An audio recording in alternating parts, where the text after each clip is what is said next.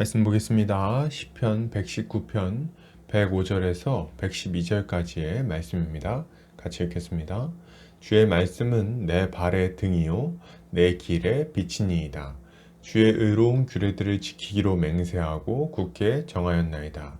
나의 고난이 매우 심하오니 여호와여 주의 말씀대로 나를 살아나게 하소서. 여호와여 구하오니 내 입이 드리는 자원 제물을 받으시고 주의 공의를 내게 가르치소서. 나의 생명이 항상 위기에 있사오나 나는 주의 법을 잊지 아니하나이다. 악인들이 나를 해하려고 울무를 놓았사오나 나는 주의 법도들에서 떠나지 아니하였나이다. 주의 증거들로 내가 영원히 나의 기업을 삼았사오니 이는 내 마음의 즐거움이 됨이니이다. 내가 주의 율례들을 영원히 행하려고 내 마음을 기울였나이다. 아멘. 시편 119편 105절에서 112절까지 발의 등불 길의 빛이라는 제목으로 말씀 나누도록 하겠습니다. 신자는 이 땅에서 어떻게 살아가야 할지, 어디로 가야 할지를 아는 자입니다. 세상 사람들은 모두 갈 바를 알지 못하고 헤매이지만 신자는 그렇지 않은 거죠. 어떻게 이런 지혜로운 삶을 살 수 있을까요? 오늘 본문을 통해서 함께 살펴보도록 하겠습니다. 오늘 시편 기자는 이렇게 말합니다. 주의 말씀은 내 발의 등이요 내 길의 빛이니이다.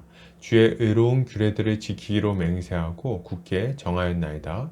시편 기자는 주의 말씀이 자신의 발의 등이요 길의 빛이라고 고백합니다.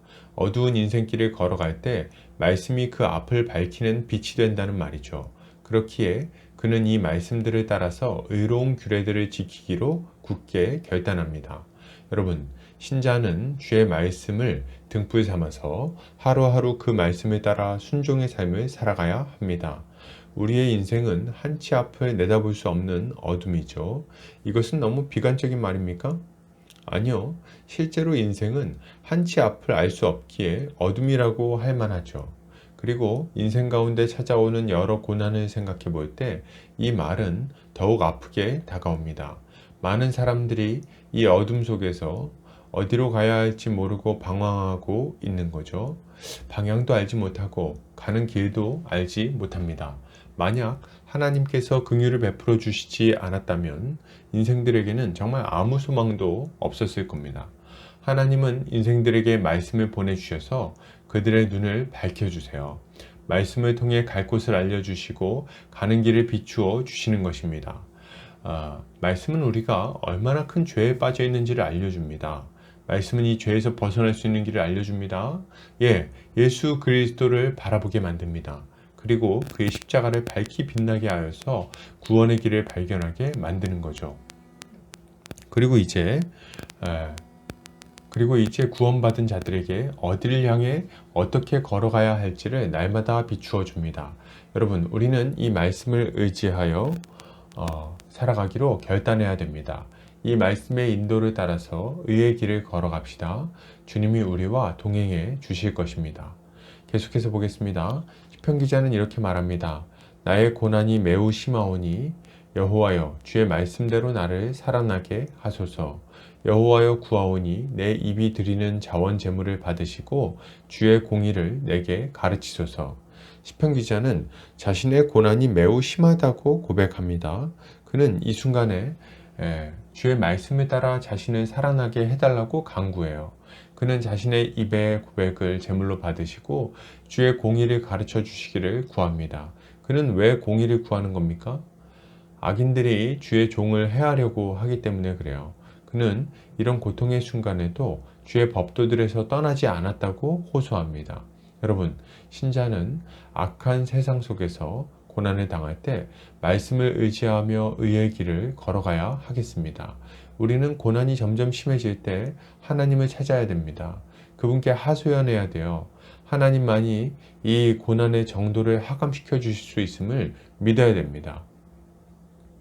사도행전의 제자들은 대적들의 위협을 하감시켜 달라고 기도했어요. 그리고 주님은 그 기도에 신실하게 응답하셨습니다. 우리는 고난이 심할 때 주의 도우심을 구해야 되겠어요. 그가 우리의 영혼에 회복을 주시기를 간구해야 됩니다. 그리고 이렇게 우리에게 큰 고통을 가지고 오는 악한 세력이 하나님의 공의 앞에서 무너지게 해달라고 간구해야 하는 것입니다. 여러분, 큰 고통 속에서 고난받고 계십니까? 악한 자들의 핍박에 고통당하고 계신가요? 대적의 위협을 합감시키시고 하나님의 공의를 보게 해달라고 간구합시다. 주님은 말씀으로 우리의 영혼을 강하게 하실 것입니다. 계속해서 보겠습니다. 시편 기자는 이렇게 말합니다. 주의 증거들로 내가 영원히 나의 기업을 삼았사오니 이는 내 마음의 즐거움이 됨이니이다. 내가 주의 율례들을 영원히 행하려고 내 마음을 기울였나이다. 시편 기자는 자신이 주의 증거들을 자신의 영원한 기업으로 삼았다고 고백합니다. 그는 주의 율례들을 영원히 행하려고 자신의 마음을 기울였다고 말하죠. 이것은 세상의 증거와 가르침이 아닌 오직 주의 말씀만을 영원한 진리로 인정하고 따르겠다는 신앙의 고백입니다. 여러분, 신자는 주의 말씀만이 영원히 참되다는 것을 믿고 그것에 순종하기를 힘써야 합니다. 세상의 가르침은 계속해서 바뀝니다. 10년 전에는 옳았던 이야기가 10년 후에는 틀린 게 돼요. 또 누군가에게는 맞는 말이지만 다른 사람에게는 틀린 말입니다.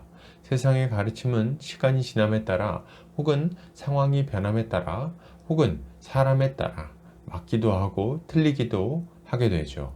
이런 가르침을 의지해서 한 번밖에 없는 인생을 살아간다는 것은 그야말로 대단히 위험한 모험이라고 할 수 있겠습니다. 혹은 대단히 어리석은 일이라고 할 수 있겠죠. 우리는 이렇게 변화하는 세상 속에서 변화하지 않는 가치를 붙들어야 합니다. 영원히 변하지 않는 참된 진리를 찾고 붙들어야 한다는 말이에요. 그것이 무엇입니까?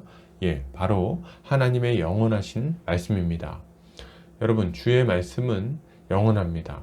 풀은 마르고 꽃은 시들겠지만 하나님의 말씀은 영원할 것입니다. 이것을 믿으십니까?